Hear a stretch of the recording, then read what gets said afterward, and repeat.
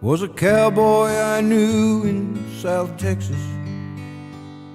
His face was burnt deep by the sun. Part history, part sage, part Mexican. He was there when Pancho Villa was young, and he'd tell you a tale of the old days, when the country was wild all around. Sit out under the stars of the Milky Way and listen while the coyotes howl. And they go, woo yip, woo yip, woo, woo yip, woo, woo yip, woo yip, woo, woo yip, woo yip. Now the longhorns are gone, and the drovers are gone, the Comanches are gone, and the outlaws are gone. Geronimo's gone, and Sam Bass is gone, and the lion is gone, and the red wolf is gone. Well, he cursed all the roads and the old men, and he cursed the automobile. Said this is no place for an hombre like I am, in this new world of asphalt and steel. Then he'd look off someplace in the distance at something only he could see. He'd say all that's left now of the old days, damned old coyotes and me. And they go, ooh yip, ooh yip, ooh, ooh yip, ooh, ooh yip, ooh yip, ooh, ooh yip, ooh. Now the longhorns are gone, and the drovers are gone, the Comanches are gone, the outlaws are gone. Now Cointreau's gone, Stan Wanty's gone, and the lion is gone, and the red wolf is gone.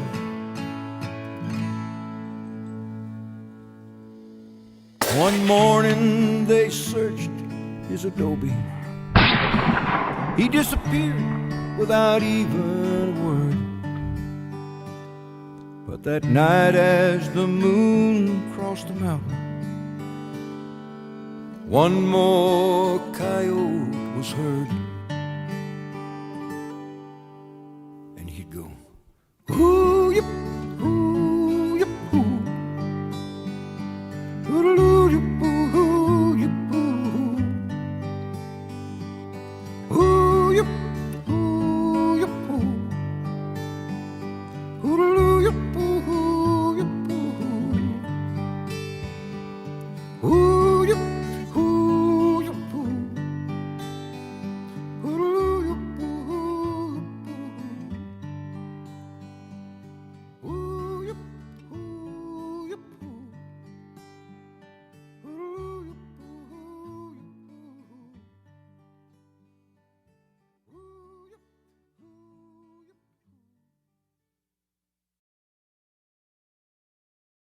Good morning, Beau. Good morning. Welcome to Africa. We're very excited to have you and your wife Suellen here with us. We're in northwest province of South Africa, close to the Botswana border, and you're here to hunt a bunch of plains game with us, and Yes, sir. excited to have you over. I'm so excited to be here. This is kind of a dream come true. Yep, we're here after a long flight and ready to get going today. Good. Well, we're on the shooting range. We're gonna. Beau is shooting our guns here. We've got the 300 PRC. Very accurate, very flat shooting. Got great knockdown power.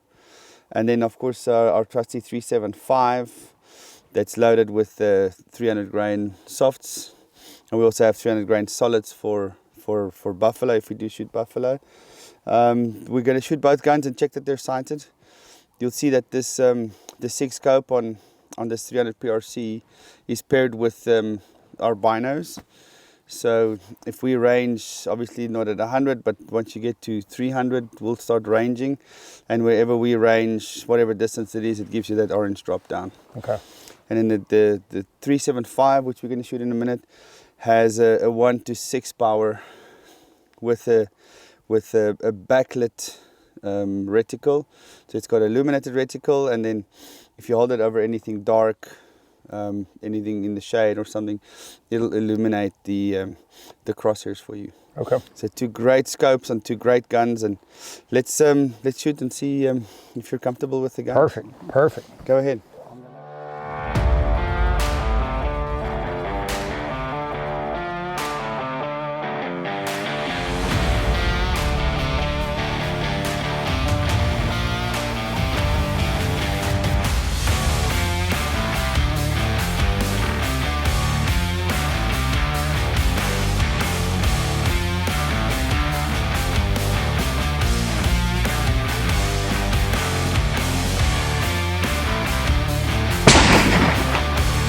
So we're about 2 inches to the left.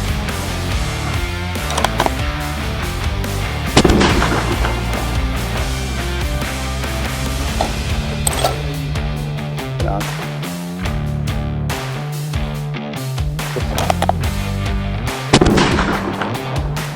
You're going to be in control of your own height, your own direction all the time. What will happen is frontal eye will just flip open the sticks for you once you get to the animals like this. Okay. And you're going to be behind the rifle. The easiest way to do this, if you want to move to the left or the right, just pick up one of the legs and swivel. Okay, just one. You do have a Okay. little bit of play there in the front, which is Okay. usually enough. And then obviously get one foot in front of the other, whether Okay. it's your left foot or right foot, doesn't matter. And then you must lean into it and use this hand to grab onto the sticks Okay. to make it more stable. Okay. And just there you are. Same, it's like I was very high now, so I lean a little bit forward and I'll move it a little Yeah, bit to the right. try and get your balance up so that you balance yourself. Okay. There you go. And then the height, you can do the height just by that leg, just swinging that leg up and down or in and out. Okay. Yeah. I see there.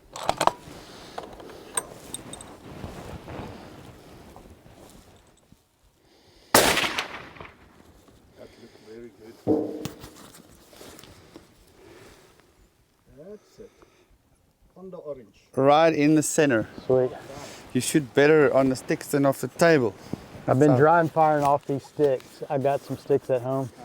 So That makes, let me tell you, that'll make your trip a dream. That's our biggest problem we have with guys out here, just yeah. can't shoot off the sticks.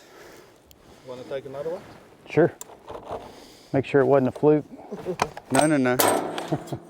No, I doubt that. Bothers you I'm or- ready for an adventure, so I'm ready Yes, to go. and Eric always says everything out here is trying to kill you. The flowers, the thorns, the ticks, we don't have snakes now, of course it's middle of winter, but you never know. We just avoid everything. We don't play with. Eric said if it's pretty, it's probably want to kill you. Okay. Sounds like my first one. There you go. But As yeah, is life. as is life, yeah. And we have fun, and we got a beautiful list of animals to hunt, and I'm so excited. I'm ready to go.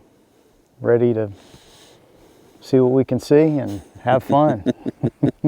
all right, let's get going, and then Okay. we'll do a bit of a drive and see what we can find. Okay. You have binos that you use? I did. Yeah, I Yeah. did bring some. They're Yeah. handy on the truck while we're driving for Okay. identification. Okay. When we hop off, depending on what we hunt, if you're comfortable with carrying them, you can carry them, or without them, you've got the scope. Okay. Alrighty, Thank you, sir. Appreciate it. we're ready.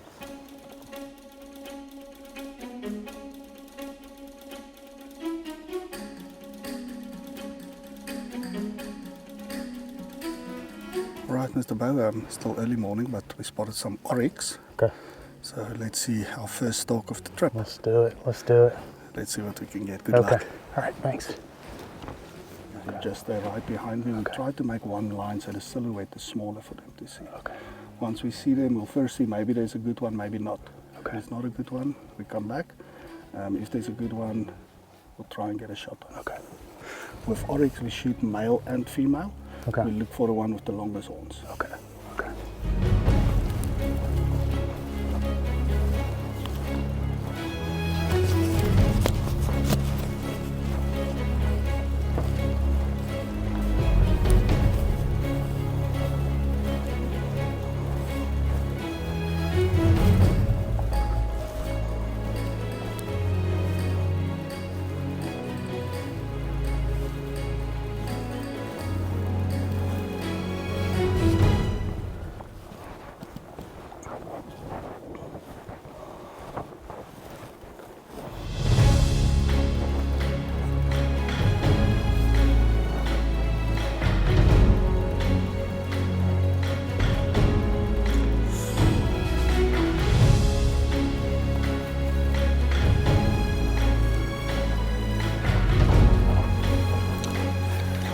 There's a bunch of them. They scattered all over. It's going to be tough to get nice, real and close to them. But we'll see what we can do. I think we must go back and try and come around a little bit more. It's too open here. Okay. Let's use that brush. Let's go this way.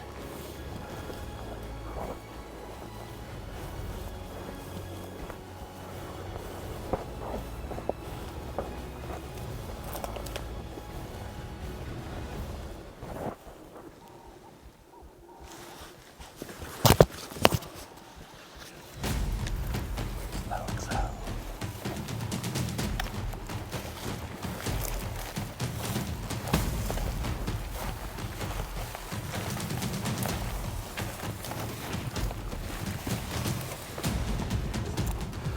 Right, it's the one on the left. Okay.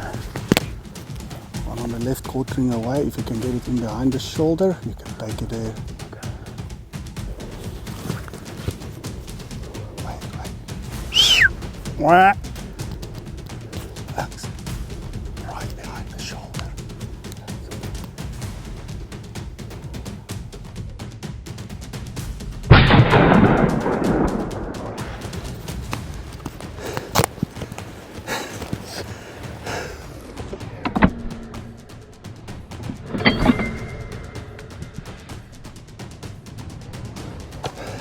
Just reload again.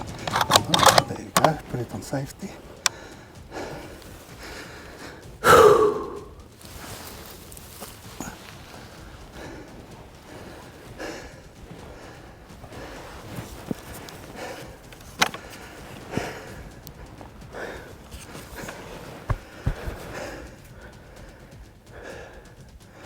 How long do we wait? Just like.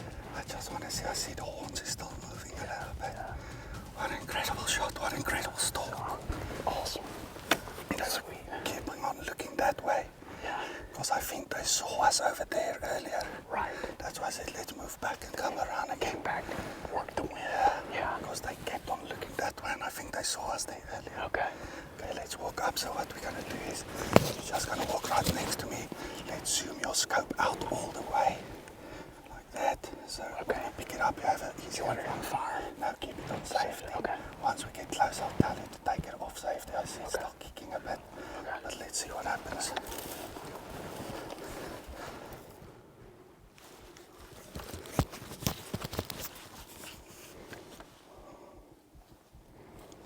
Just walk right next to me. Keep the gun pointed at the animal. Safety off. Safety off now, yes. Just stay right next to me.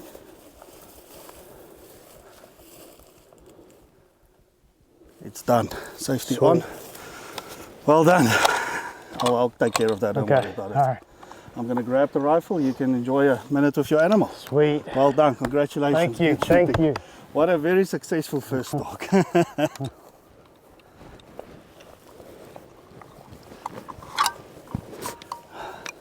Just check the other horn is under your feet, under your foot. There we go. Yes. Look at this right-hand horn, how worn off it is.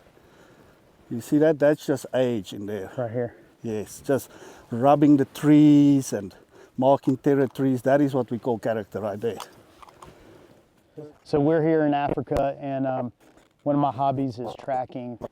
And in the States, we only have two basic options in where I hunt, white-tailed deer and hog, and so they're very clearly identified. But here in Africa, you have many antelopes. So there's a lot of detail that goes into describing the different structures on the feet. You'll look at whether this is concave or convex. You'll look at spacing in between the hooves, and then you also look at any kind of declinations that could occur where maybe this is deeper than this front part of the track. All right. First of all, congratulations. Thank you so much. It was What great a stuff. magnificent start to the trip. First little drive, first stalk, and success on an oryx, which is in our area very tough to get.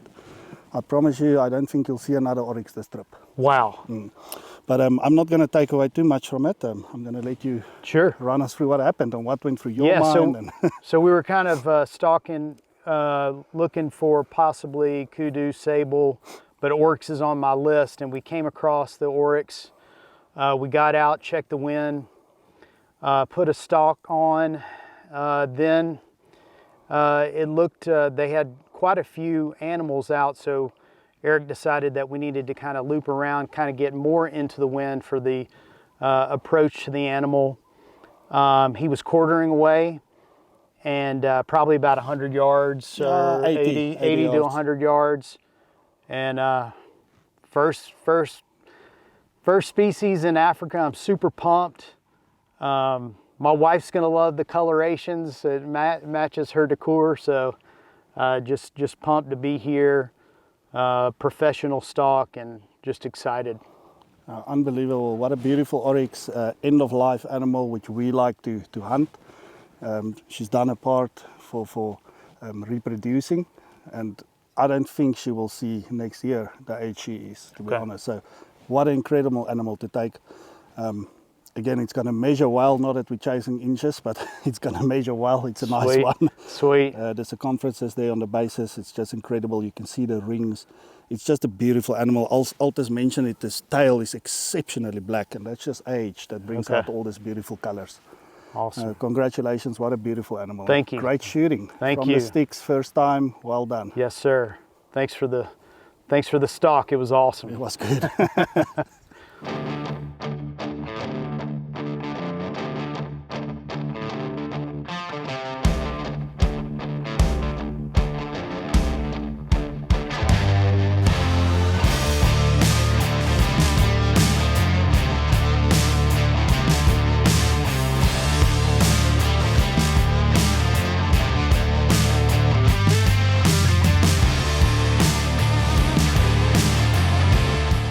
Righty, so what we have here, turn it that way, you can see it's like a little, almost like a little shell, an egg shell or something that's made out of dung.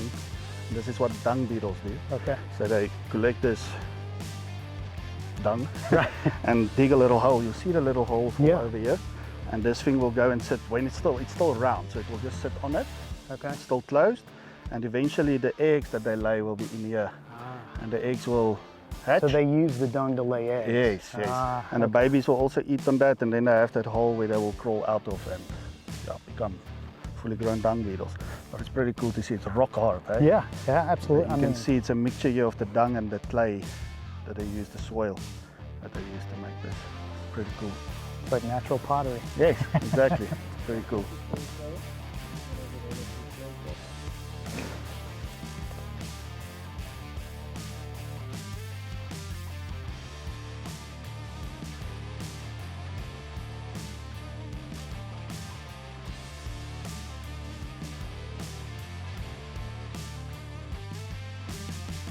It was amazing. We were blessed to get an oryx first day. We put a really cool stalk on him, read the wind, got in to about 80 yards and closed the deal. It was amazing. Very much a blessing. All right, Mr. Beau, welcome. After a very successful first day of hunting, as you can see, we moved our little interview spot to the perimeter that we have around the lodge here to keep some animals out, and we specifically moved it here because you can see the rhino in the background. So we thought it's a cool idea, and this way people can also see why we need a perimeter around the lodge area. Right. All the rhinos and stuff out here. Yeah. So yes, but to get to your hunt, very first morning we went outside to the guns in, and I want you to run us through what happened next. Sure. So we were kind of looking more for kudu sable initially, and we came across an oryx, and he was on my list of things to harvest. And so we kind of backed up the truck to make sure the wind was right, but he was way back into the thicket, like way back. You had just spotted, you know, just a white... Just that little white mask, yeah. yes. So he was way back in the thicket, and so we went in for the stalk, swooped around, caught the wind, came inside from the side of the thicket, way back, like maybe 300 yards or so. Made the track in, and just kind of moving in and spotting, and we noticed that we didn't have much cover, and there was quite a few oryx in the herd, and you made a call to kind of back out and swoop around, back out under cover and swoop kind of further along the perimeter. Yeah, that was only for cover reasons. There were more trees at the back there that we could use for cover. Right. So. And so we moved in and got within, I'd say, about 80 to 100 yards. And he gave us a quartering away shot. He was kind of walking away, and you kind of whistled at him, and he stopped.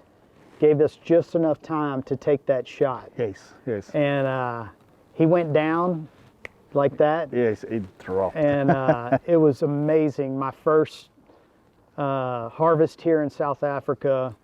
And what was so cool about it to me is the logistics of the stalk. To me, that was just the most fun, to have to think through how to approach that animal. Yes, yes, I really enjoy that stalk as well. I can say this to you, and I think I've mentioned it earlier, to get an oryx as your first animal, especially here, they are tough. There's so many thick parts, the properties is huge. I told you we might not even see an oryx again, and we haven't. Right, we have not. For many days we haven't seen an oryx again. And that stalk, I enjoyed it. It worked out so well. After you took the shot, I showed you my hand. I was shaking with you. Just pure excitement, because your first animal in Africa, perfect stalk, one shot kill. That thing dropped at 375 H&H, just punched it and it went down. Blessed with the accuracy on that shot, and it dropped, and I mean, it was just amazing. No, totally stoked. That was an amazing hunt, and congratulations on your first animal. I'm pretty sure that's something that will stay with you forever. Forever. Yes, Forever. Well done, and congratulations. Thank you. Thank you. As luck will have it, saw a big sable. We're very close, that's why I'm whispering, but let's go check if we can get it. Okay, we're ready to go. Let's do it. Let's do it.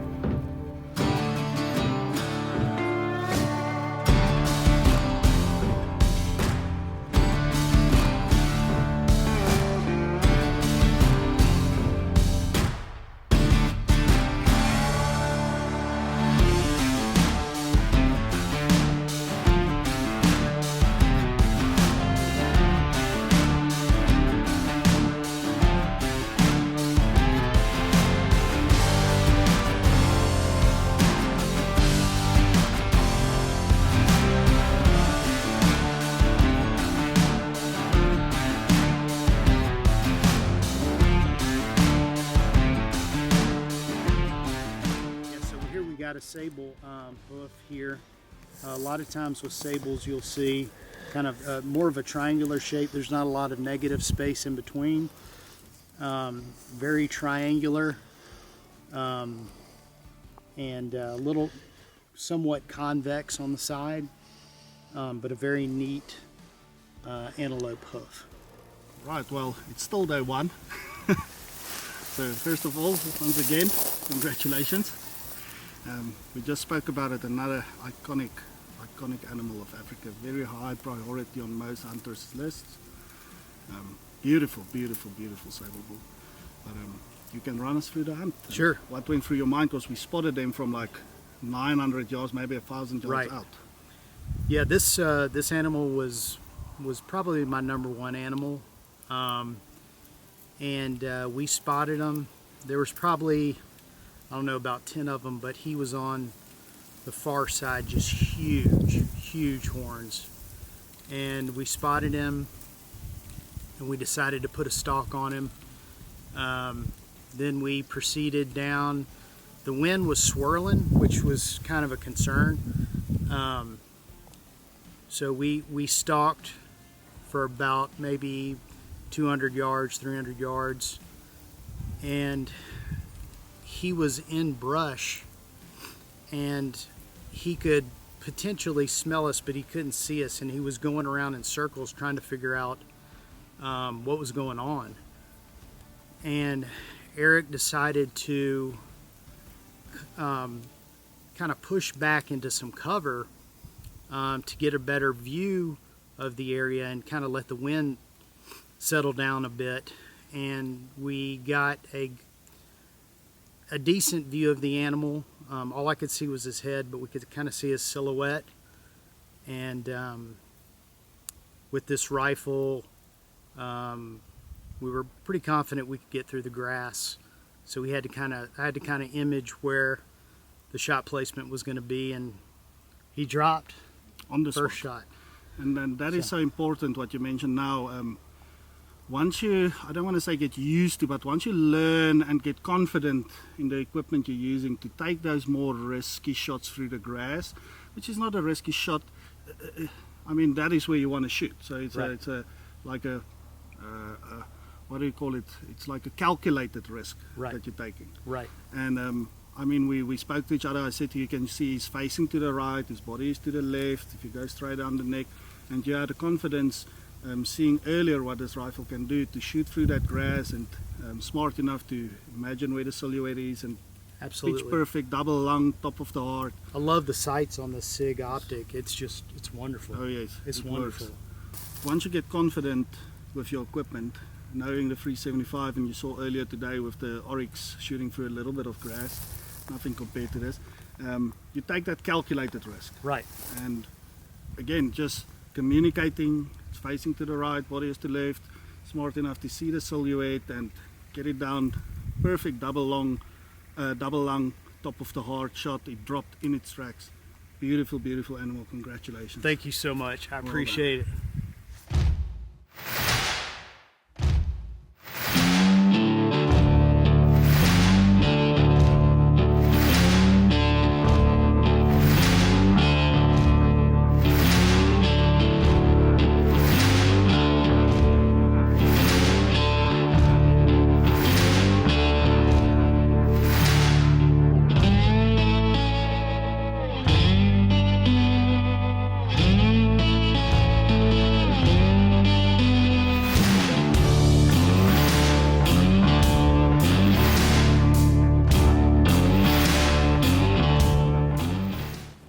Right, that's a nice little introduction to this interview. Still here with the rhinos in the back. Luckily we have this perimeter fence to hopefully keep them away from us while we do this. But I can see they're getting a bit nasty with each other, so we'll ask the cameraman just to keep an eye on them. Sure. But yes, so day one, pretty much a black and white day for you. It was black and white. Got the oryx the morning, beautiful animal. And then again, we went to an area where we actually tried to get to a specific area of the property to look for kudu. And that didn't turn out as planned, so our hunt was almost cut short by what we saw. So you can run us through that. Remember where we saw them from? Way out, probably Sure. 1,000 yards. Yeah, absolutely. So sables probably was my number one pick between kudu and sable. And so we spotted them, like Eric said, from about 1,000 yards, went ahead and backed out just a little bit, stopped the truck, and then we stalked down a road for probably, I don't know, another 300, 400 yards. There was one bull that was just much bigger than the other in the herd, and that was the one we were after. But the grass was really, really tall. And so we kind of got within maybe, I don't know, maybe 200 yards, and we were watching him. He could smell us, but he couldn't see us. Yes, he definitely smelled us, but the sun was right at our backs. Right, the sun was at our backs, and he kept kind of, he knew there was something there, but he didn't know, and he kept kind of moving in a circle. But we didn't have a good vantage point. We were kind of out in the open. So Eric took us back into some cover, and we got him in the sights. We really could just see the silhouette of him because of the tall grass, and just had to kind of image where the shoulder was and pull the trigger. I mean, it was a well thought out shot, but still you don't know 100% where you're aiming because of the grass, but it was still a well thought out shot, I would say. And he dropped again. I mean, yeah, the good Lord was blessing me with accuracy, and yeah, we spoke about that after the sable just dropped in his tracks. I think our communication there was very good. I told you, what can you see from the scope? Can you see the head facing to the right? His body is to the left. He's just quartering away a little bit. And I think the communication, and then we said it was a calculated risk. it was a calculated. It wasn't absolutely. just shooting through some stuff. Absolutely not. Calculated risk, and we spoke about shooting through grass, and that sometimes is the difference between going home with your animal or going home without an animal. Right. If you are willing to take a shot like that and you feel comfortable and you can see, oh, that's the hindsight, there's the head, there's the neck. Correct. You know where that shoulder is, and you have confidence in the equipment you're using. Yes. And you just punch through it, and once again it just dropped. He dropped. Yeah, and when we got up to it, once again, what a magnificent animal. That sable was so old, you could see the secondary growth at the bases of the horns.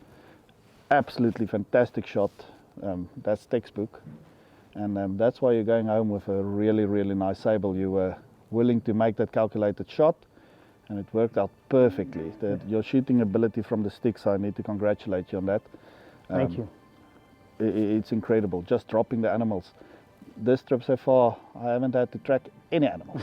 So that's great, I like that. Well, congratulations, and that Thank I think for day one, to shoot your oryx and your sable in one day. Day one has just been amazing. You won't beat that, and people must understand this is all walk and stalk. It is. It's not shooting animals from trucks or waiting for them to come into feeding areas or water areas from blinds. It's all walk and stalk, fair chase, and It's fair chase. it just worked watching out. the wind, the sun, the cover. It's all part of and that's why you have great guides like Eric, and he puts you right where you need to be.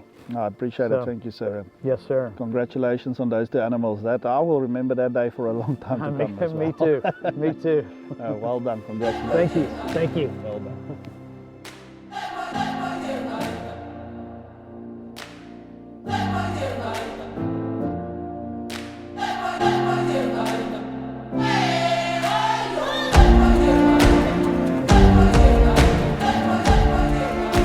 Right, Beau, we just saw those wildebeest. We drove around. They moved about 500-600 yards from where we saw them. They're about 300 yards from us now. Wind's blowing right in our faces as we're looking now. So we're gonna walk in there. There's two really good bulls. I think there's about 7 or 8 of them, 9 of them in total. There's two really good bulls. The grass is tall, but there's enough cover for us to get in. Okay. And we'll probably get a really close shot. So Okay. just stay right behind me, and what I'm going to do is I'm going to open up the sticks like this, and then I'm just going to step aside, so just come right behind me. They are very spooky. So let's see what we can do. Okay. Sounds Let's do good. it. Yes, sir. Thank you.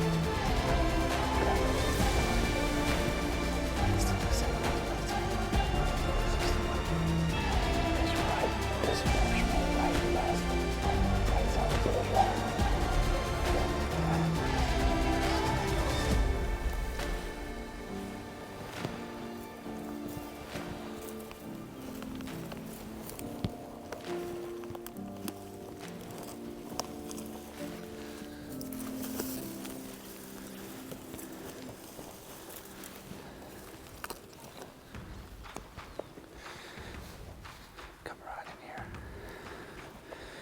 I'm going to open up the sticks. It's a nice camp here. Okay, you ready? Yeah. Just coming right behind me. Yeah.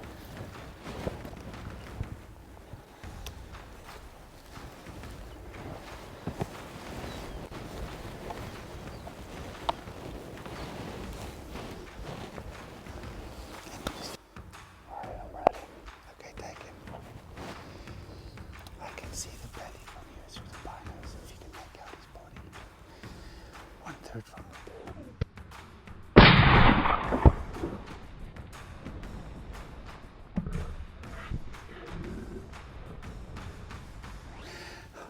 Reload, reload, reload.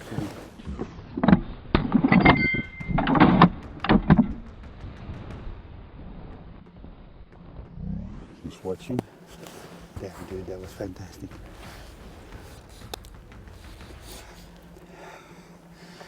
How's that for a 40-yard stalk? Sweet.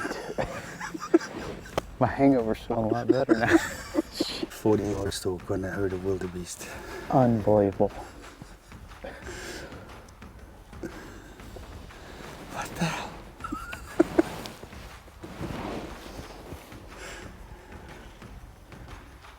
They still don't even know what happened. 40 yards. Unbelievable. Awesome. Awesome. How cool is that? Okay, so we're gonna treat it as if he's gonna get up and run away. Okay. So I want you to walk in, have the gun ready to shoot. Okay. Let's take this all the way out. If he gets up, he's gonna run a mile. So if he pops up, you shoot him anywhere. In the rump, in the belly, in the shoulder, in the head, whatever.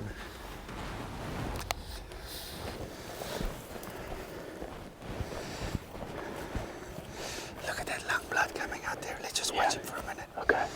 Look at all that lung blood coming out there. How pink that is. Yeah. It's a good sign. That's lung. Got lots of lung in I there. mean, I really had to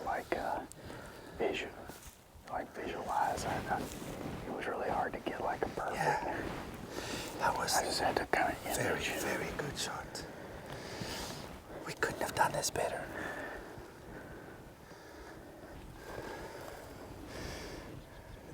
And to get up so close, I mean, that was 40 yards. Oh my gosh. It's just amazing. And they were like so docile because of the weather. It's windy and kind of cool this morning. So Right. They were just not walking around. They were just standing, just hanging out. Winds really to our favor, yeah. Perfect, perfect. Tell them we got a tracking job. I don't want this thing to run. Yeah. I think he's done.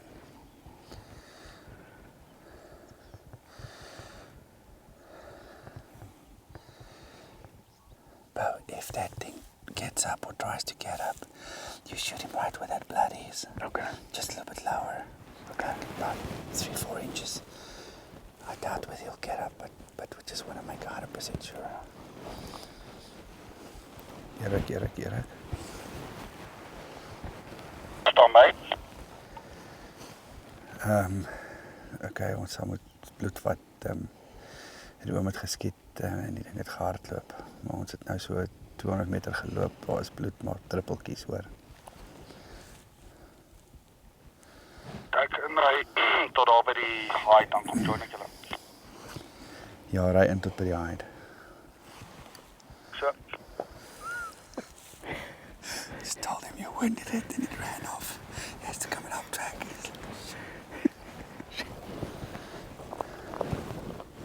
Come in here, come in here. Okay, come right in here. I want you to touch his eyeball with the barrel. Just touch his eyeball.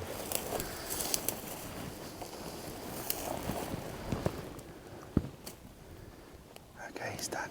Okay, let's quickly hide from Eric. Let's just go this way.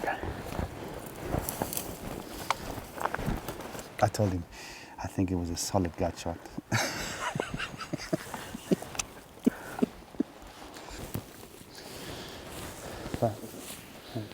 What's that? Blood right here. Oh. Yeah. He must have gone that way. This is, Eric, this is the only blood we found here. There was like a drop of blood here.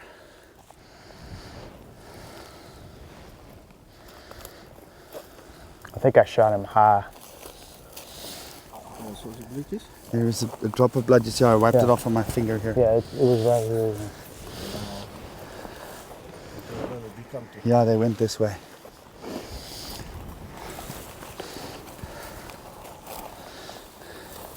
I ran straight through here.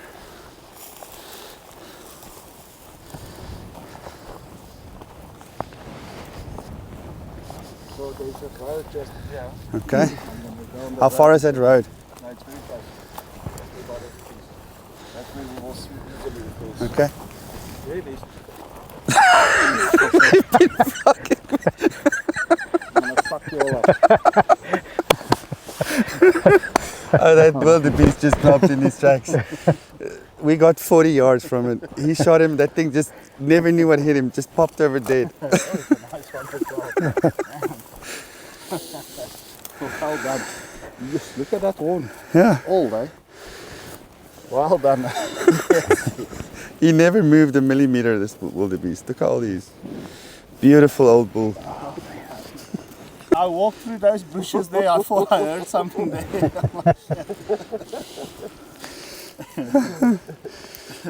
So, Beau, this is as good as it gets with the blue wildebeest. We're looking for a couple things on a wildebeest. You look for an old bull, the hard bosses. It's like a buffalo. If you Yeah, I just mean pick up these are just solid. I mean, solid. look at that. The weathering on it started to broom a lot, thick on the curl, thick on the end here. It's got a beautiful, what that bull knows, where they get this big bump on their head. Little bit of grey hair already. Just a marvelous wildebeest. And an absolutely epic stalk. I mean, just Unreal. we started at 100 and something, couldn't get it. 80, 60. We shot at 40 yards, probably 45 yards at most. I mean, you're just getting closer and closer, and what a good shot. Just clip that spine. That spine dips down, like right from here, it dips down here and then goes back up again. I think you got some lung, that the sweet spot where you got lung and you touch that spine, he just blumped and plonked down. Done. And just an absolutely beautiful hunt this morning. What a great hunt. Amazing. And a big solid old bull. Just look at this.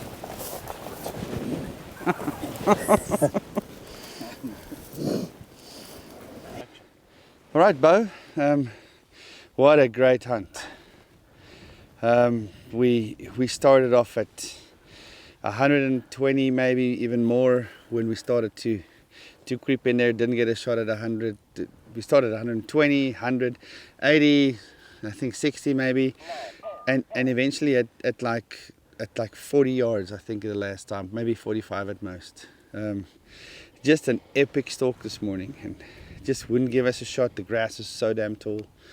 And what's your take on wildebeest hunting? Amazing. The stalk was super cool. I couldn't get a good silhouette. I mean, I couldn't get a good view on him because of how tall the grass was. So we just had to keep on inching towards him to really see where you were actually going to shoot. And even then, you know, it was just kind of just visualizing where the shot was going to be based on the silhouette. Yeah. Just looking at, you know, his face basically. Amazing. We had to get real low on the approach, like real low, and about as low as you can get without crawling, you know. Yeah. And they never knew we were there. yeah, Until that second when you pulled the trigger, they never knew what happened. Yeah. And then you pulled the trigger, and the wildebeest, and we told you the last couple of days, they're one of the toughest animals in Africa, the poor man's buffalo. And you pull that trigger and he drops dead in his tracks. blessed to have a good shot on that. Fantastic. Yeah. And we called Eric on the radio and said we got a wounded wildebeest, just amazing how great the stalk was this morning, and the weather, it's kind of windy, it's a little bit overcast, and just worked out as if it couldn't have gone any better. No, absolutely. I mean, it was a classic stalk to the animal in cover, and got a shot off, and it was amazing. Thank you, sir. Appreciate it. Thank you. We had a great hunt, and we're going to load him up and see if we can get a coffee. Maybe it's so cold this morning. That sounds good. So the wildebeest hoof is just a little different than some of the other species. Typically, the points of the hooves are more rounded. Of course, it can vary on the age, but it's more of a trapezoidal shape, a little larger than some of the other species, but super cool.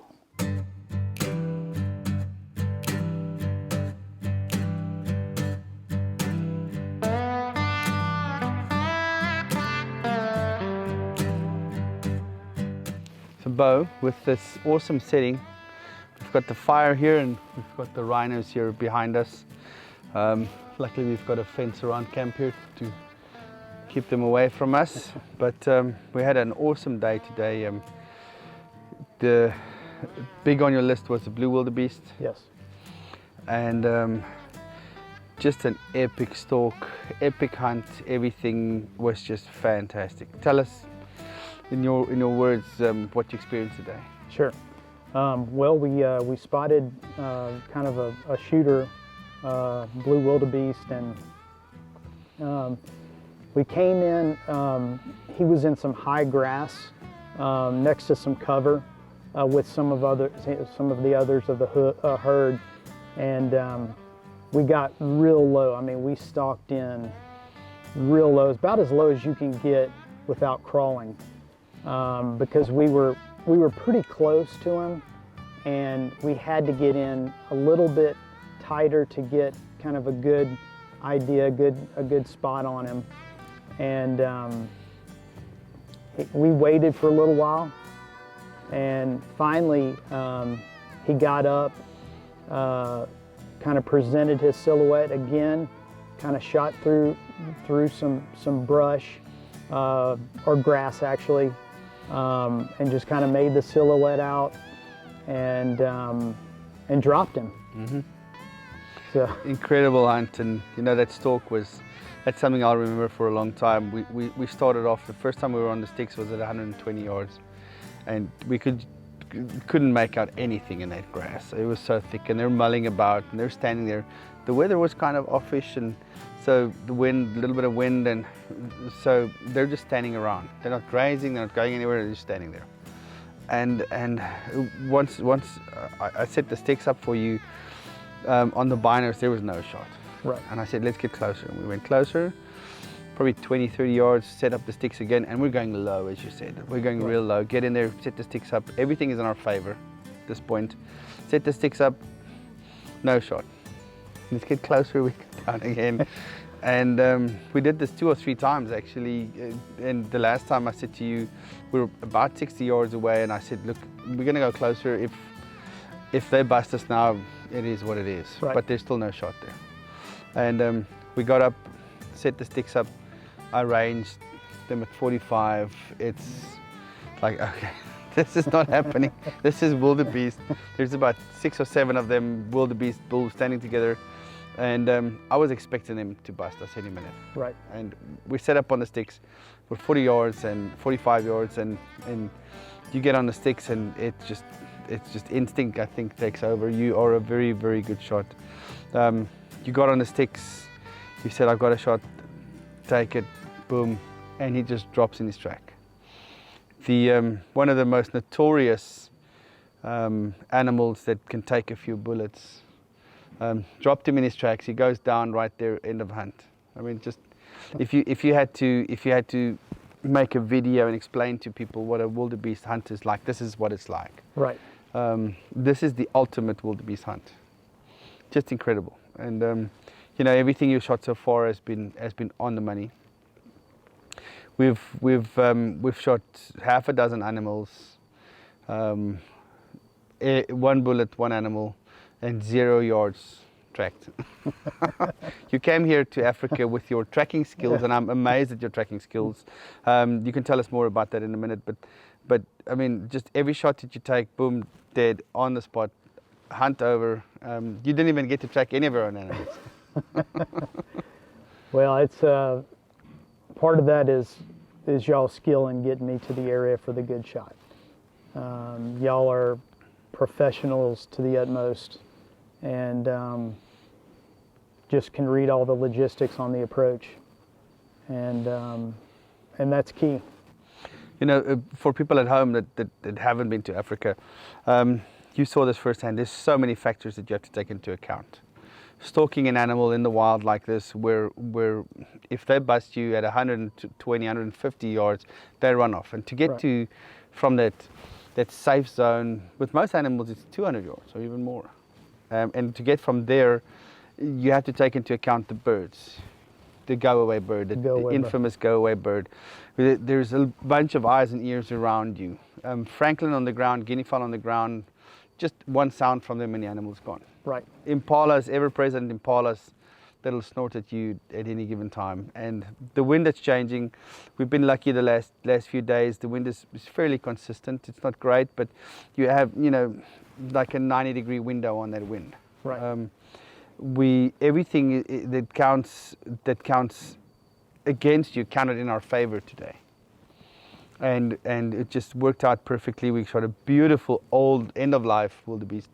There's hardly any teeth left. Thick bosses, thick weathered bosses, which is what you want on a wildebeest, on a blue wildebeest. And you know, we call it the poor man's buffalo. You've heard that before. People say that they're tough. They can eat lead like very few animals in Africa. Right. And just a great hunt and a great experience, and it was a privilege for me to share that with you today. Oh, it was a privilege for me to be there. Thank you. All right, so it's nice and chilly this morning. We've got about a 5 mile an hour wind coming from the east, a little bit northeast. Right. And we're looking for zebra, Blesbok. We've got the 300 PRC here. And like I explained to you, we paired it with the binos. Right. So what I'm going to do is once we get on it, we're going to range it. And you look for that orange dot. And if there's any windage, I'll help you with the windage. I'll tell you a couple inches left or right. Okay. It's not such a big factor at 300 yards. Right. But once we go 400 or 500 yards, we might have to work more winded. Okay, sure. And this PRC is perfectly suited. The BC is so good on this, and it travels so well. So there's not a lot of wind. It's 212 grain ELDX bullet, so that should be perfect. Let's see if we can find a zebra or a Blesbok. Yes, sir. Let's do it. You ready? Yes, sir. Let's go.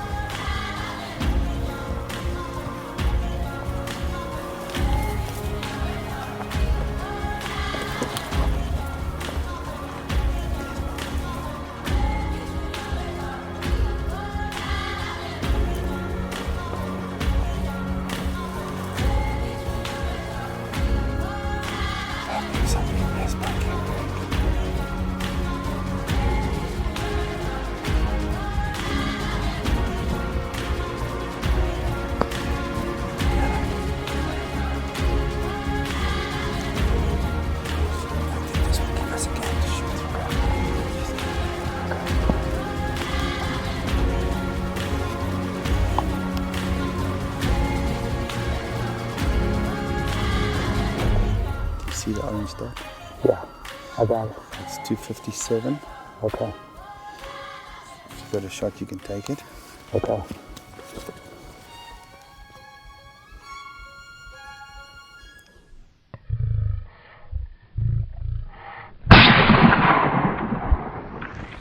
Doop and down. It's so easy for you.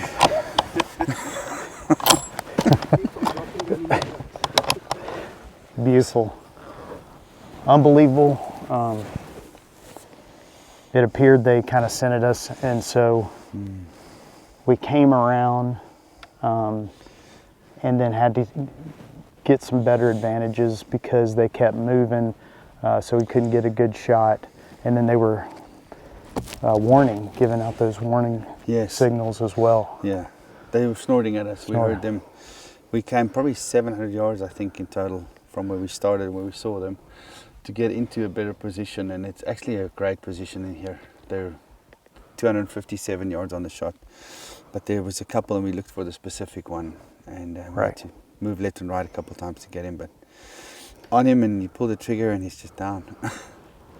Felt good, felt nice. I love the little dot that kind of gives you the range, and it was fantastic.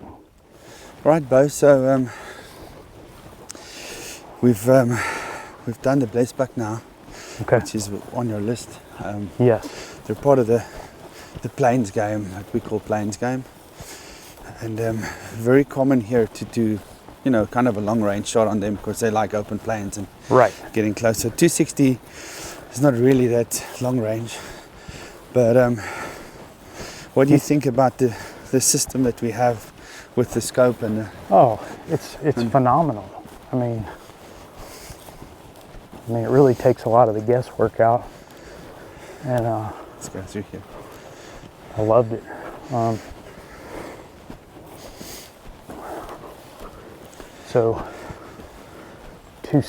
So you really can't with Blesbok get like close to 100.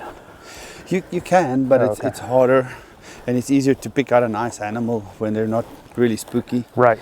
So They that's seem very aware. Like, very much. Yeah, and you see that's why when we're shooting long range and we know we're going to shoot far, I carry 2 pairs of binos with me. I look like a Christmas tree. One's got the rangefinder in it. right. That's paired to the scope, and the other one is a 20 power, the 6-hour 20 power with the stabilizer in it.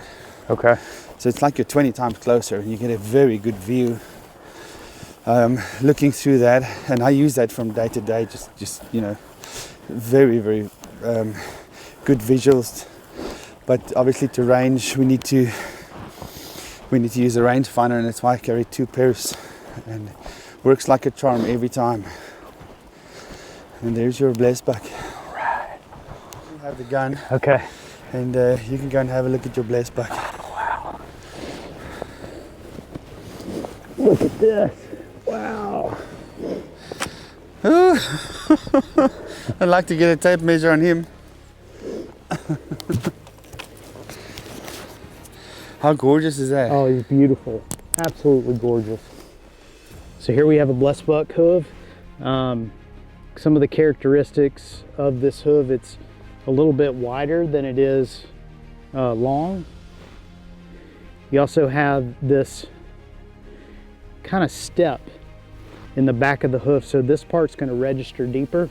So in the tracks you'll actually see at the bottom of the hoof kind of a deeper register or print than the top.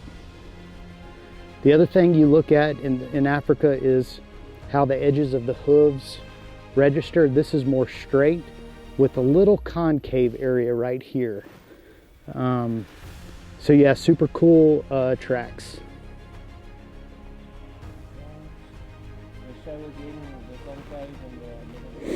Yeah.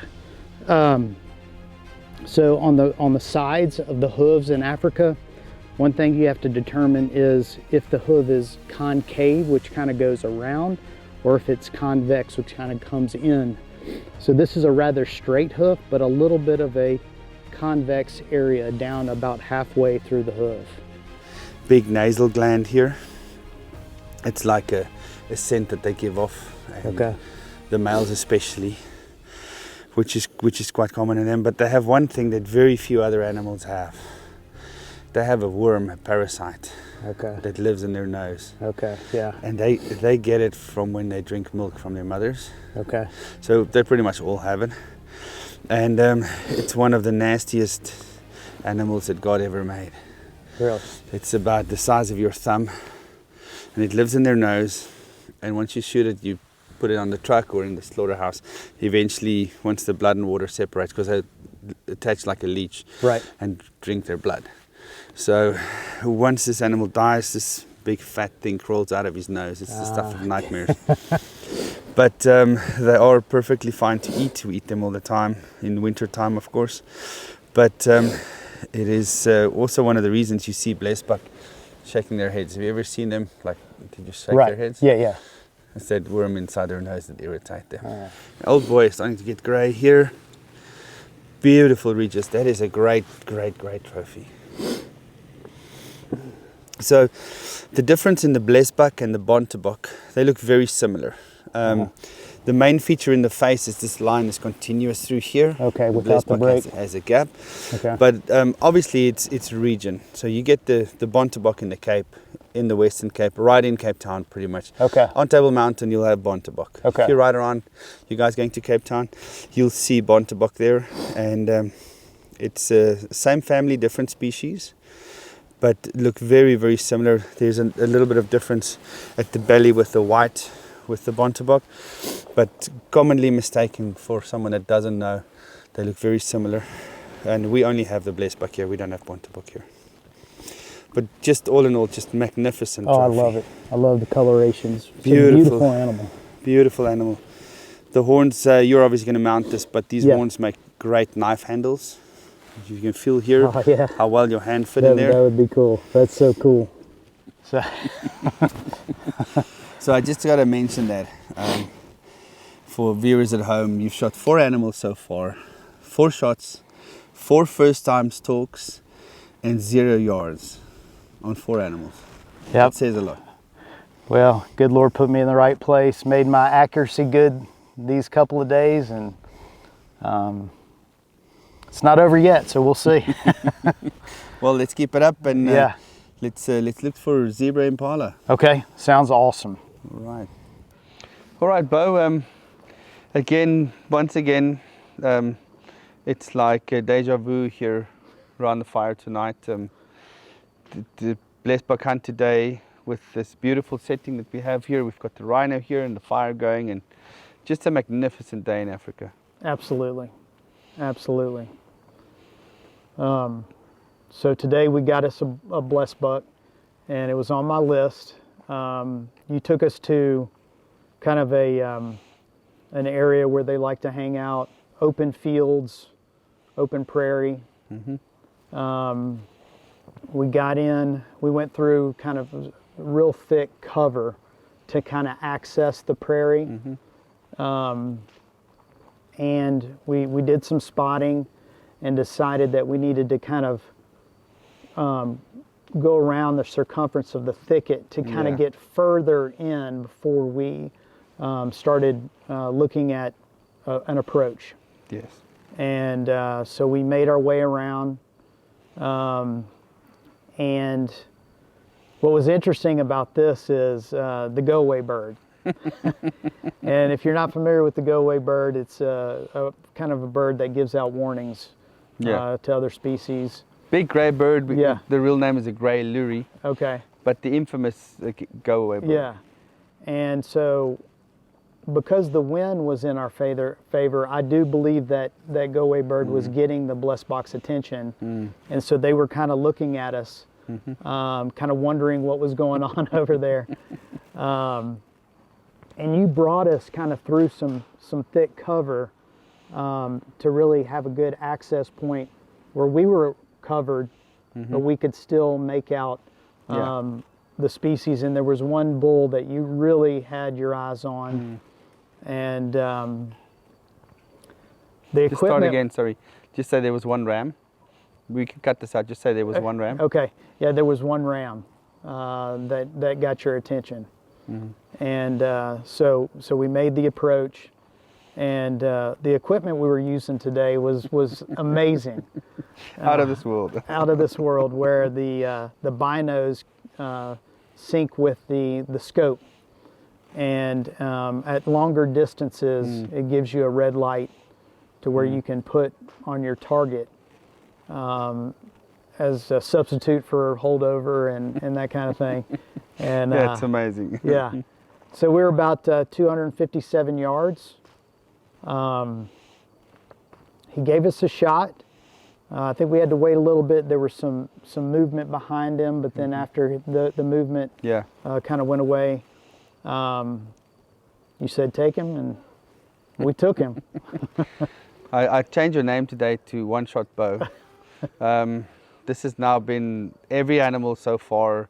I mean, we shot the wildebeest yesterday and impala and everything, and every single thing that you've shot just dropped there in its tracks.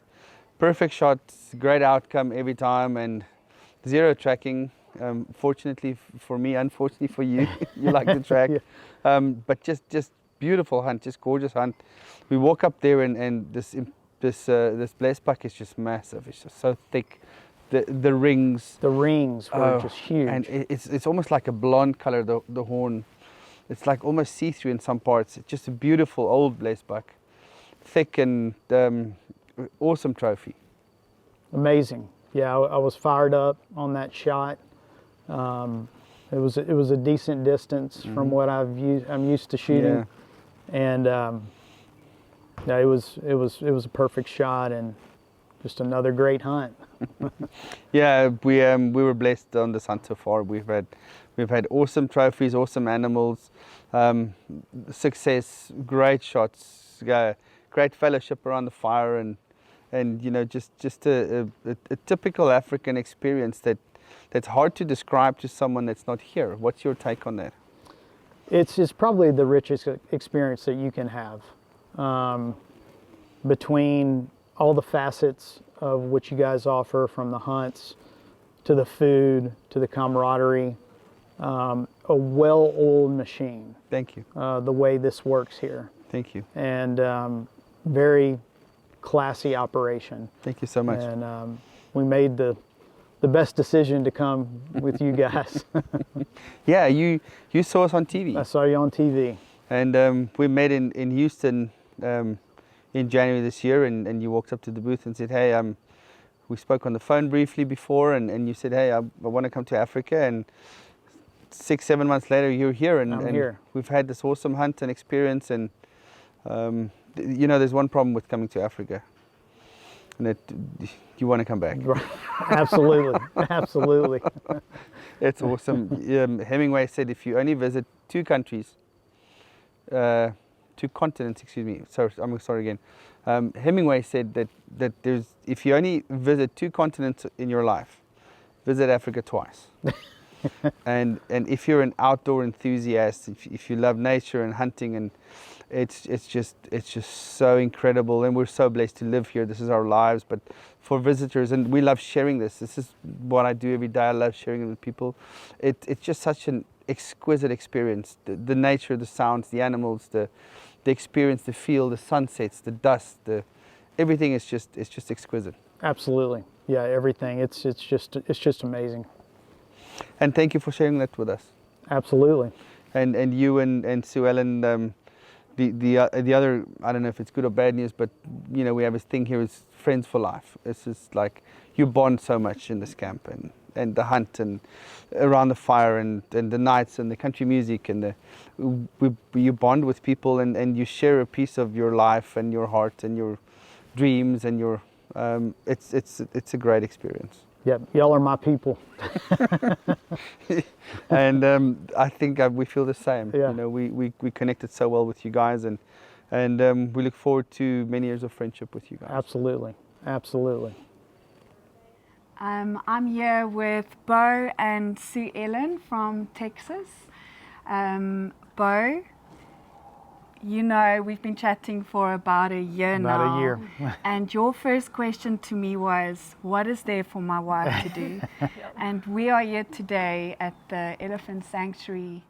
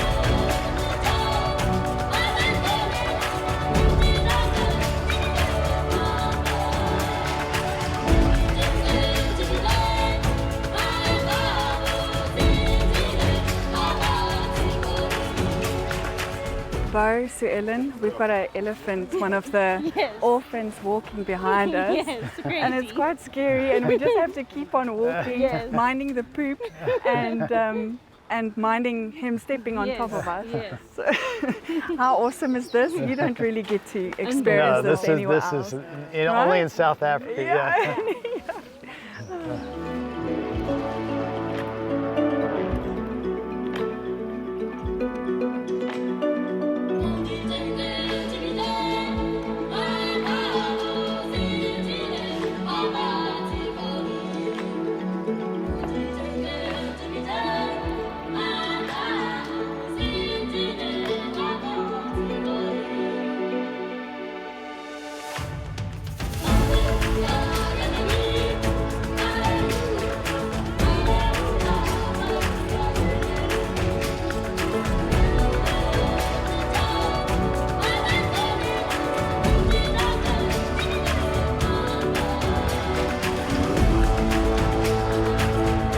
So here we are doing the elephant feeding. This is the second activity they've let us do, and we got to touch the whole body. Yeah.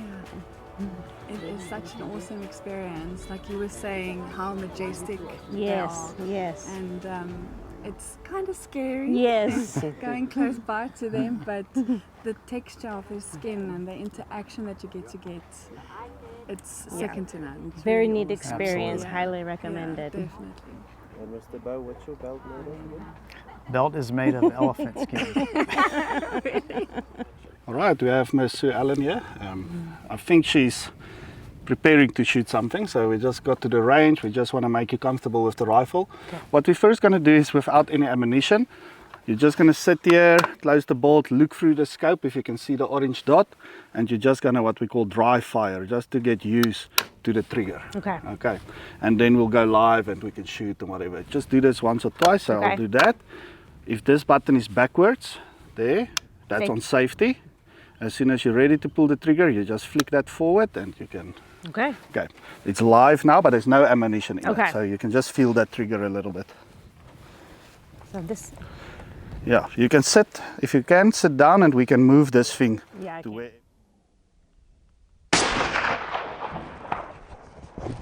Good.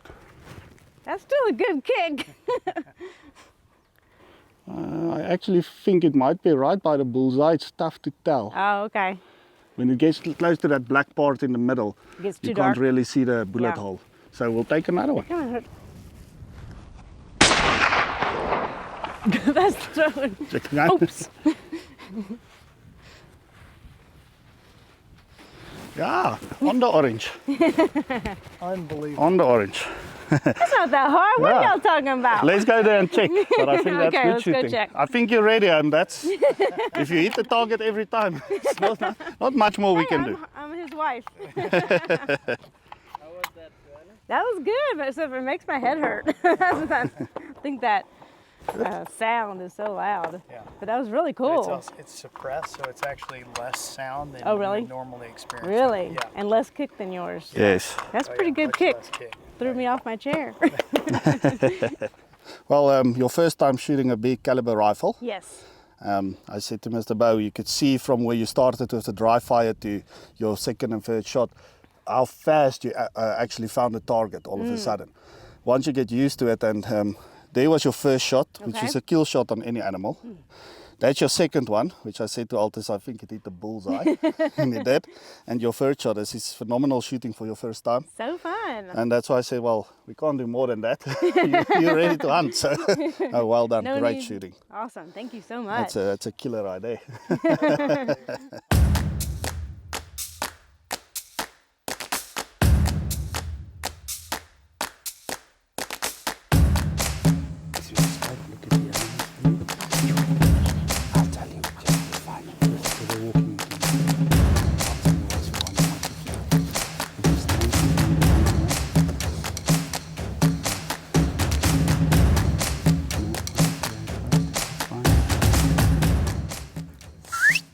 Okay, the one in front on the Yep, left. got it, got You it. ready?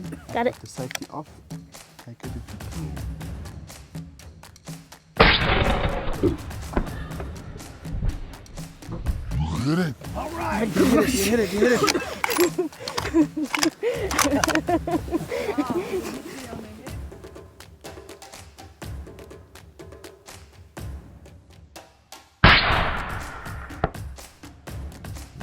Good shot. Very good shot. And it's over. What a beautiful zebra. Big. Look at the stripes. Amazing. Look at this circle pattern here, like a crown it's got here. You see that? Look here, it's got a crown on the side with the hair twirling around. Oh yeah, this. yeah. Suellen and Yep. Beau, it's a privilege for me to hunt with you today. You hunted your first animal ever, I did. and Beau contributed. He helped us, and what a great hunt and what a great story. Tell me in your words what went through your mind. You know, we were waiting for him to come to a perfect position, and he was the biggest of the bunch and was with others, and he just gave us that perfect shot, and we finally got it. Beautiful animal, Beau. Yeah, it was kind of challenging. We were to find the right shot with some of the groups we were after, and this was like third or fourth group, I think. And they came out into the field and presented a good shot for my wife, and she did great. Very good. And yeah, we got it. Fantastic. Beautiful zebra, beautiful rug. You're going to have this in your house for a very long time. Beautiful pattern as well. You know, every zebra has a different pattern. It's like fingerprints. Yeah. And spectacular zebra. No bite marks, no nothing. Beautiful face. Just a great afternoon, great hunt, and I'm glad to have experienced this with you. It was guys. awesome. Thank you. Thank you so much.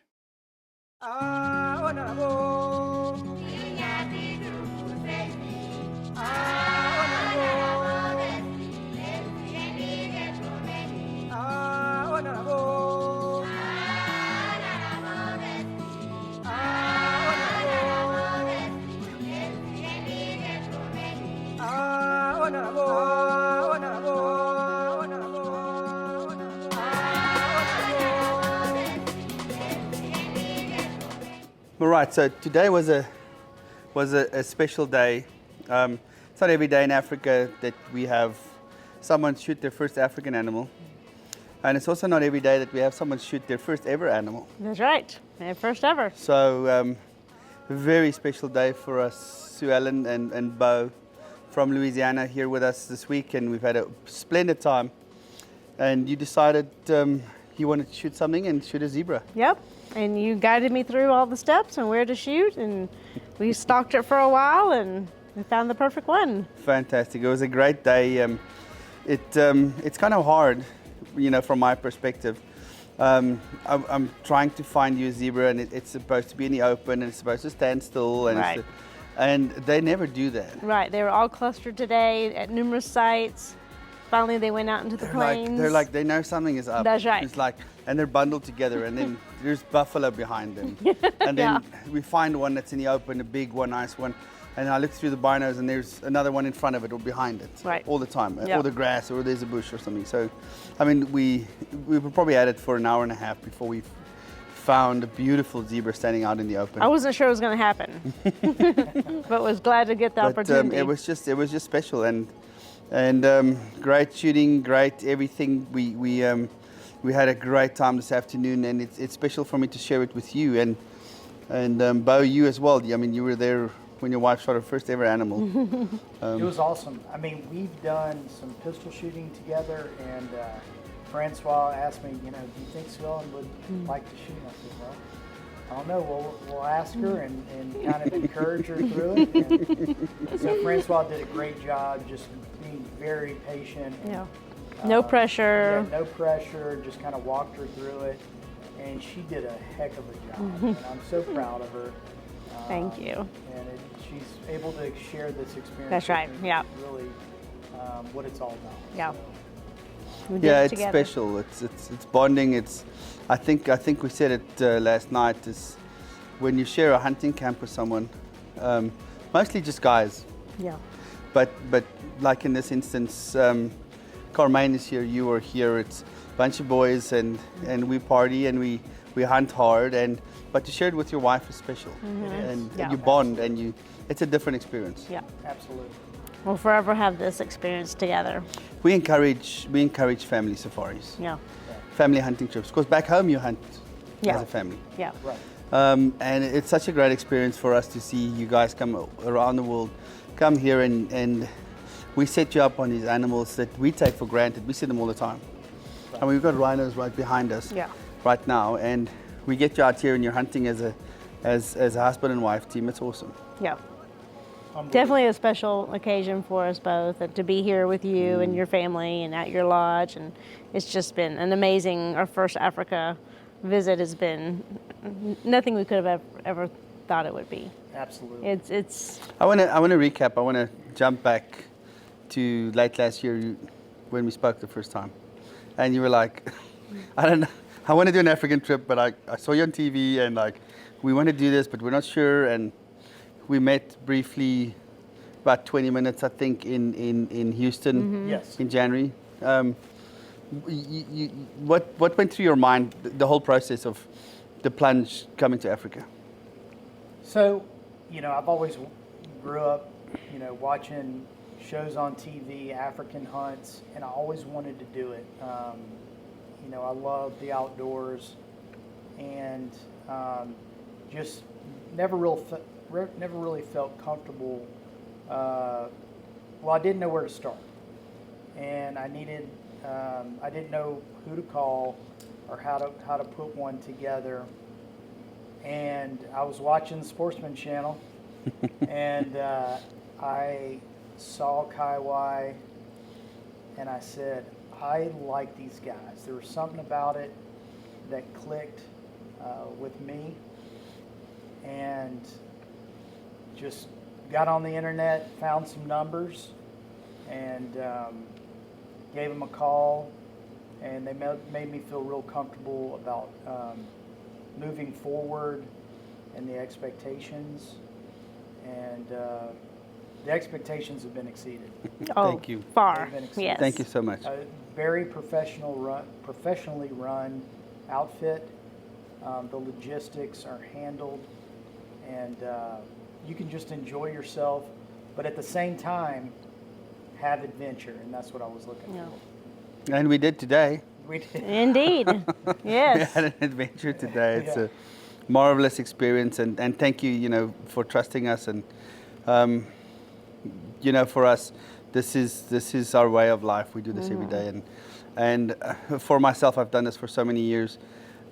My passion is not the hunt. My passion is to share this with people, and see the excitement in your eyes. Right.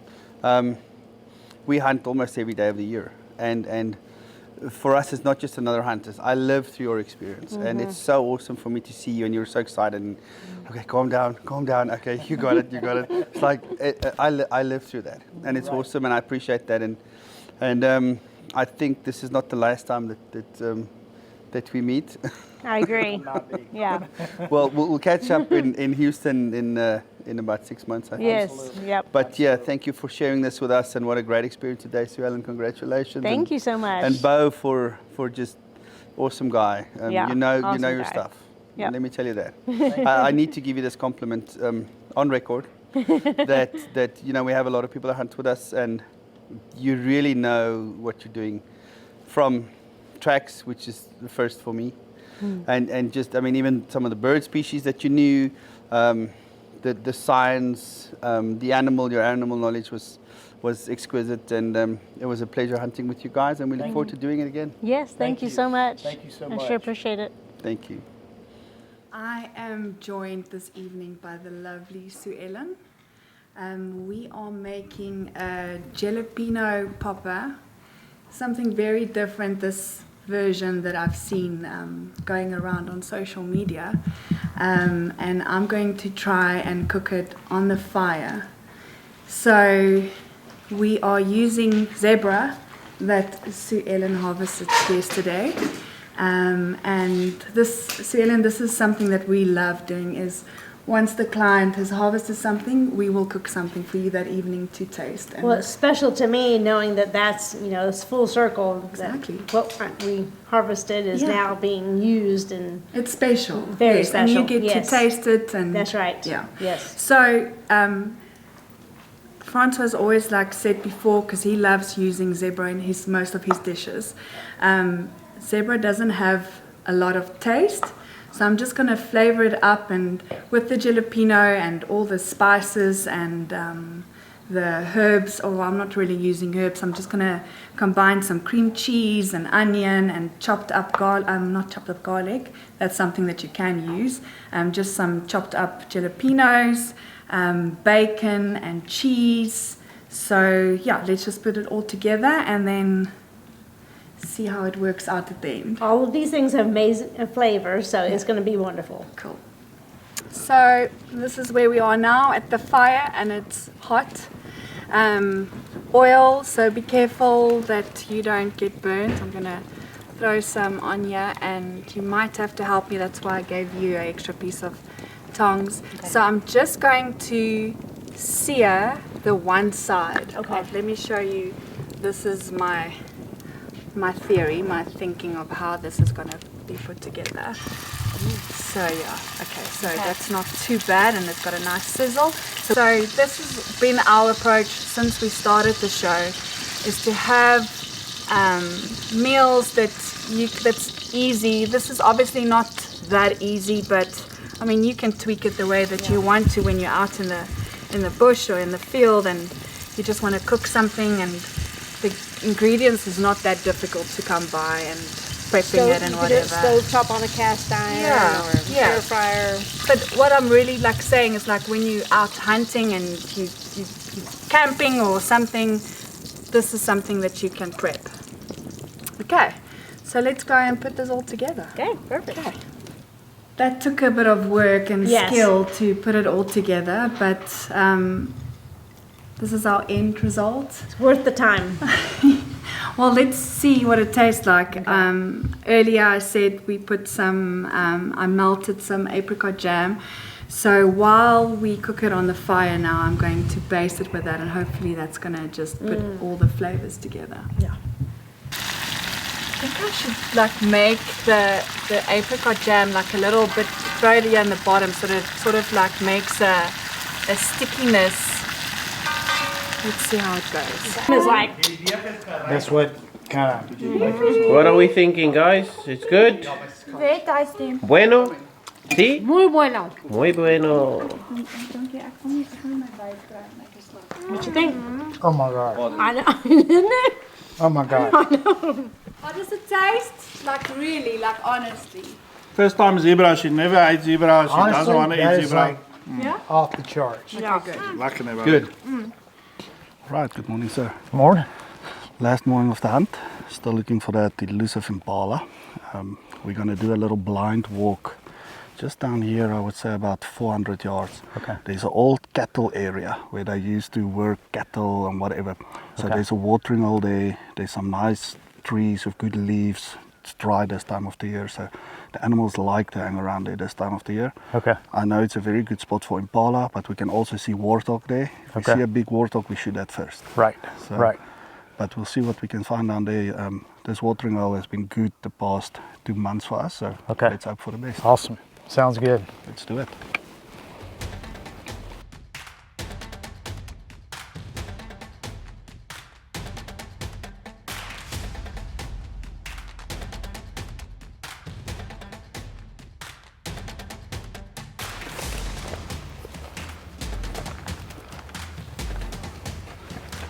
Just set up here and just aim straight where those females are standing. Okay. Just keep on those females. He's going to walk right into that opening. Let's just give him time. Okay. Okay, he's coming a little bit to the right. He's a little bit to the right. Okay. A little bit to the right. Okay, see him there. If you have Yeah. a shot there, you can take him. Okay.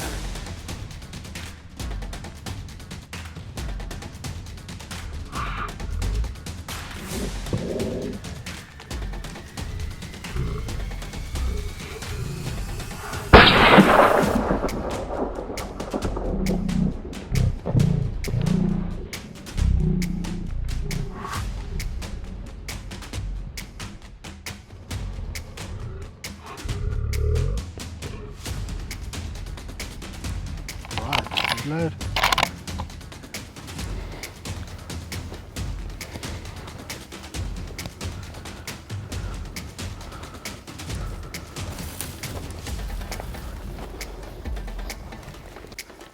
I like the color of this one's a little bit more.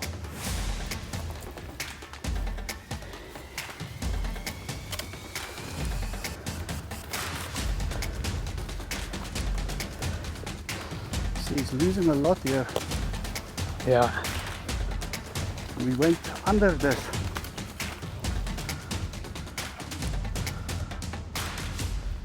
So I bet he went up where you are. Yes, he must have gone up here. I don't. Oh, there's some blood. Yes.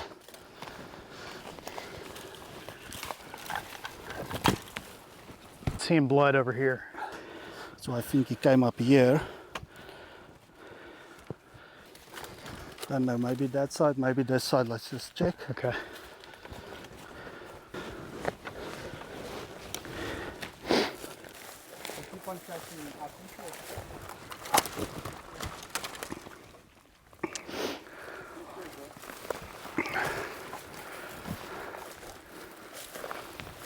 Oh yeah, that is cool.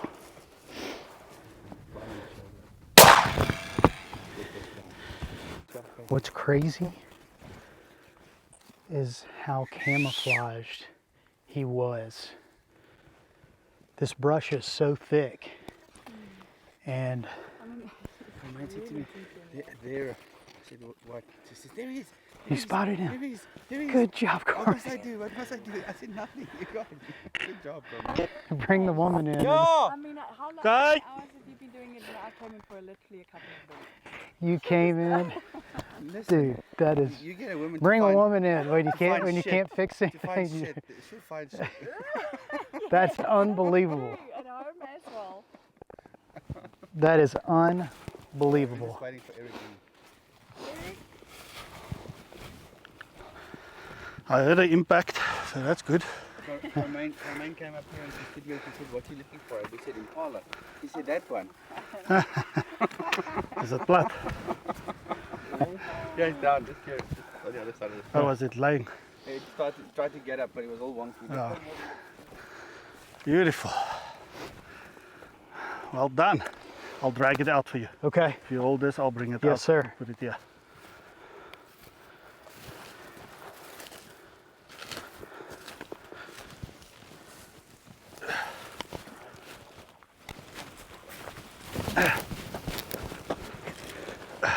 Buddy, you put us through a lot today. But I'll never forget that. Wow. Alrighty. Now this was more your typical African hunt. You actually had it a little bit easier than this previous Yeah. couple of days, but Yeah. this just showed you how tough these animals are and Yes. what they can do. But You can run us through the hunt. It started actually very early this morning, and now I guess it's around 1 o'clock or 1 something. o'clock, yeah, 1:15, yeah. Yeah, so we've been kind of spotting, you know, several different groups of impala and going through really, really thick cover. And I don't know, we would come upon one group and then they would move quickly to another area and then we'd stalk. I mean, there's no telling how many steps we did today. I mean, I don't even know how long we've tracked them. Yeah, no, it was hours. And that's even before the shot. So we finally got set up on a kind of a little game path.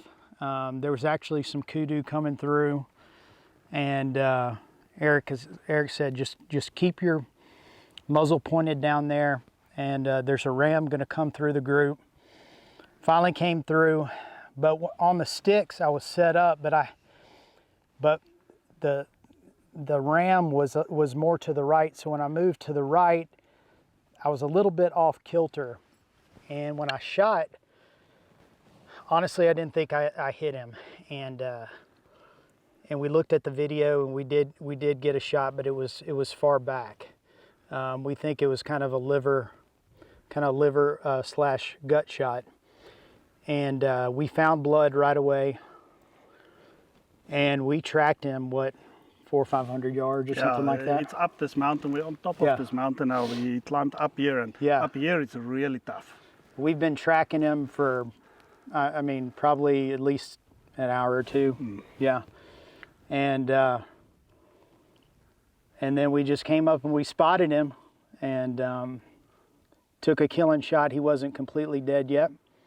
And we finished it off. And what I enjoyed about this was the stalking and the blood trailing. This was a blood trail I've never been on before. It had all kinds of facets to it. There was blood on the ground.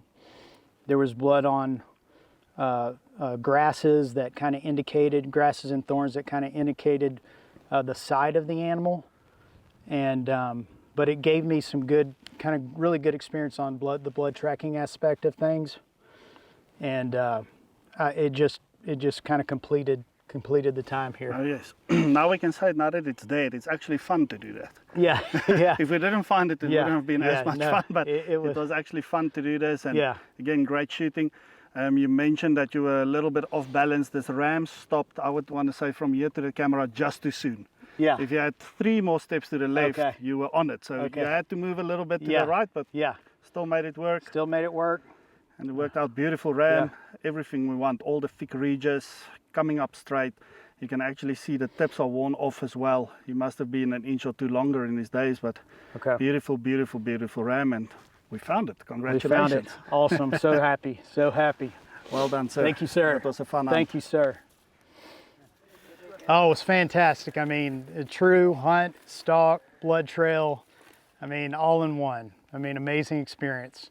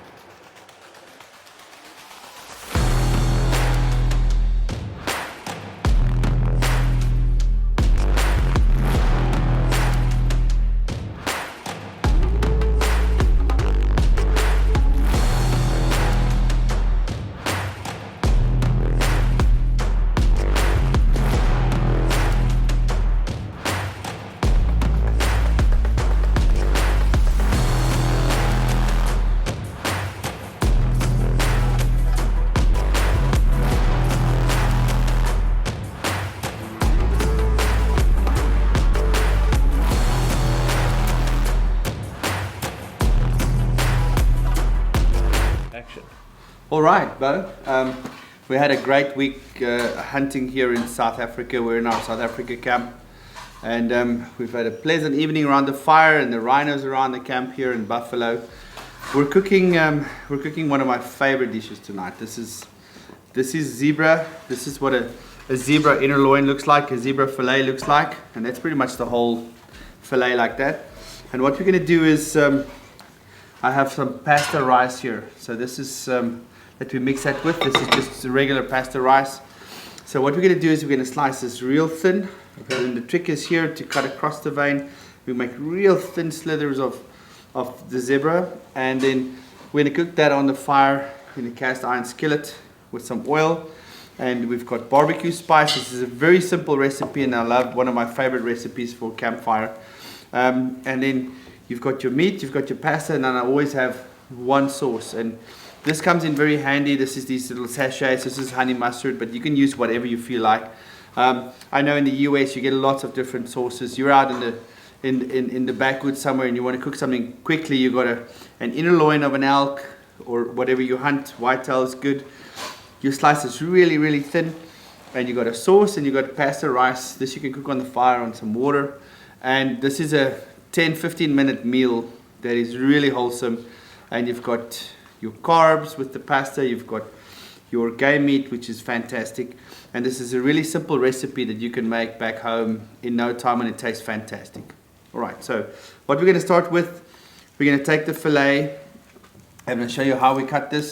I normally slice it in half lengthwise and just make that whole cut there, and we might do that again. I've got my Bubba blade here, and you slice this in half again, and then we're gonna, that's pretty good, that's big enough, and then that's the 4 pieces.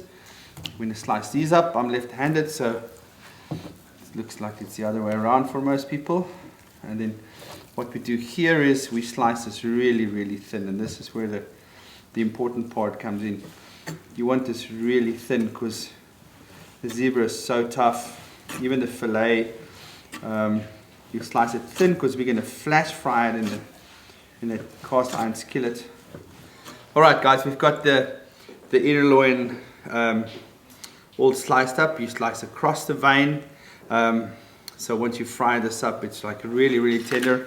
I'm just going to put a little bit of salt and pepper on here before we put it on the grill. We've preheated our skillet on the fire. It's doing real well, and we're going to get this out there in a minute.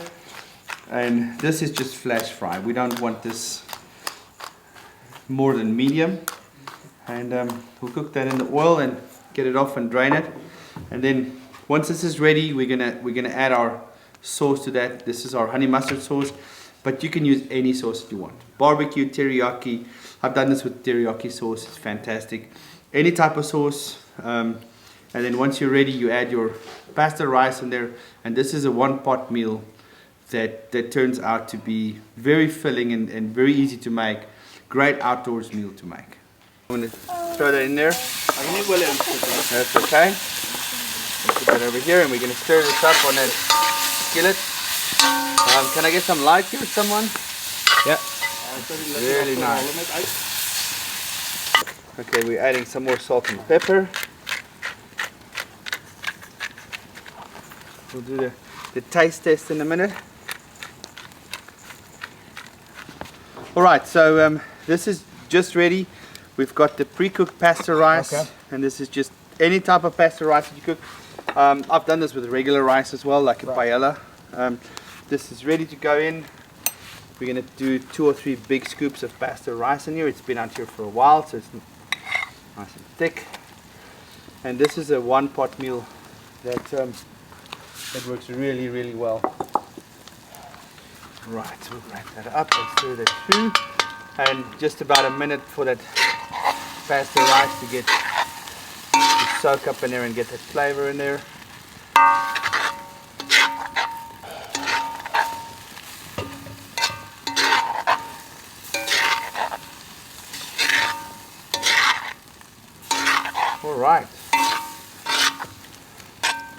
All right, so Beau, yes, sir. That's what it looks like. So this is our zebra that Suellen hunted yesterday. Yes, sir.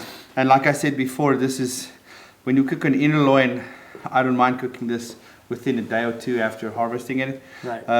But if you use any other part of game meat here of the game, rump or the back straps, I like to let it hang for a week or two. Right. But this is fresh, honey mustard, pasta rice, barbecue spice, salt and pepper, and comes out very tender. Let's give it a try. Absolutely. You grab a dish over here, I think. Let's get some of it there. This is a whole meal or it's a starter. All right.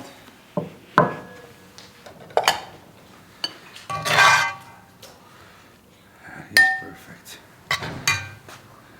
Fork.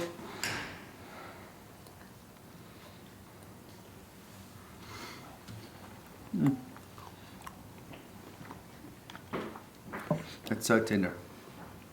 I mean, completely tender. I mean, it makes him, you can tell how lean it is. Good meat. And just so simple. And the honey mustard sauce that I like, Yeah, you can substitute that for whatever sauce you want. right. And from start to finish, this was about 15 minutes. Right. And so simple. You're out in Alaska or wherever, and you have a little pot. You cook your pasta rice. You take that out, put it aside.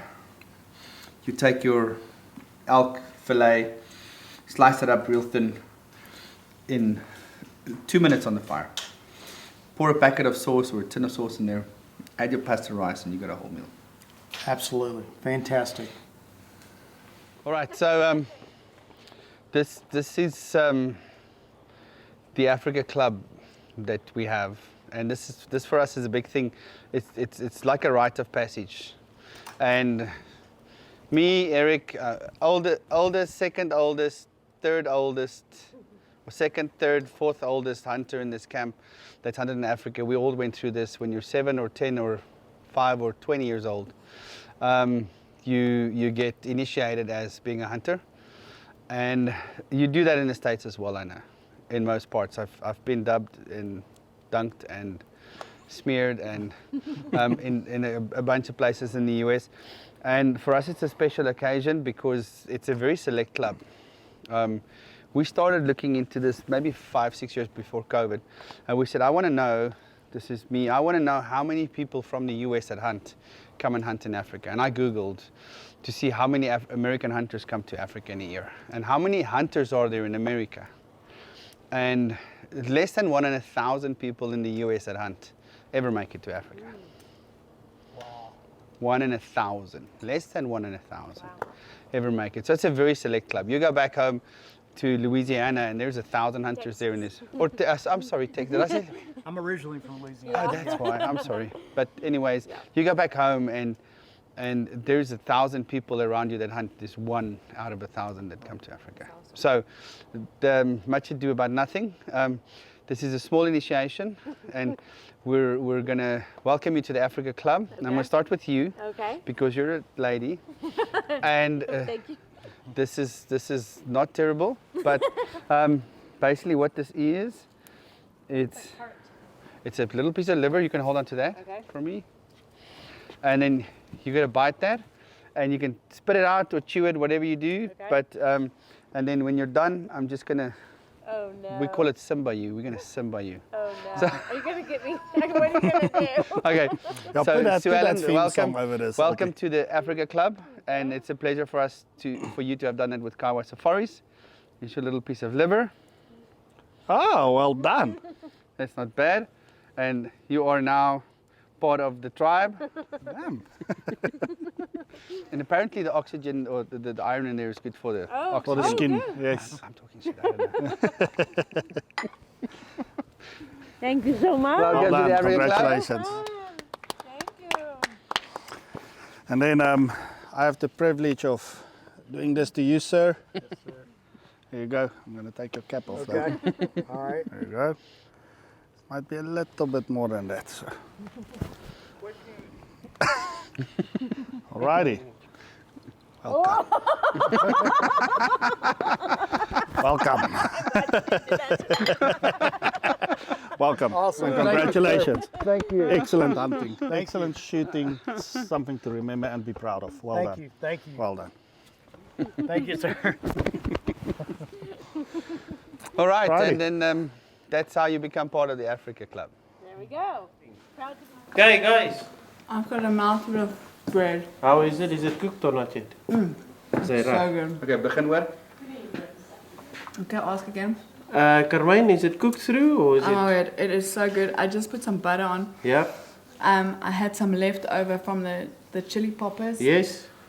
The cream cheese with a jalapeno and some cheese in it. So I'm gonna try that next, but just with plain butter. Good to go. It's amazing. Awesome. Perfect. And then of course, our ribs from tonight's dinner, we're gonna enjoy with it. We've been filling up with quite a few snacks, so this is part of the appetizer. Perfect. Thank you. Well, guys, come and try it. Suellen and Beau, Beau. Eric. Okay, and cut.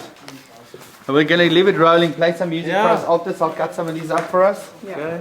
And then we'll just let it roll. You gotta do. Oh. Let the good times play that song. No, please, really. Live it. You gotta do. Oh. Lord, I'll Have we played it today? I don't think so.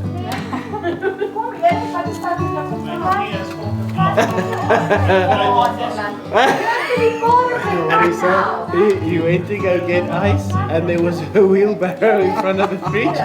He didn't see it and he fell over. So he's crying now, his knees are hurt because of the... Do that. His face was burnt deep. He said he didn't bump it, he fell completely over it. Hard to see. Erik, kry 'n broodjie man, it'll fix up your knees. He was there when Pancho Villa. You know, everything you got two, one is a spare. And he'd tell you a tale of the old days. When the country was wild all around. Sit out under the stars of the Milky Way and listen while the coyotes howl. Ooh, you,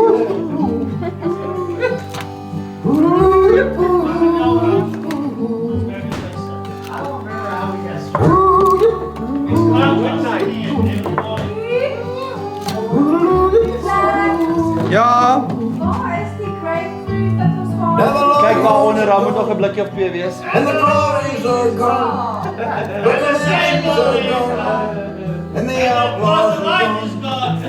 Geronimo's gone, and Ek Sinbad's sou gone, wees, Wat voor and the lion is gone, and the red bull's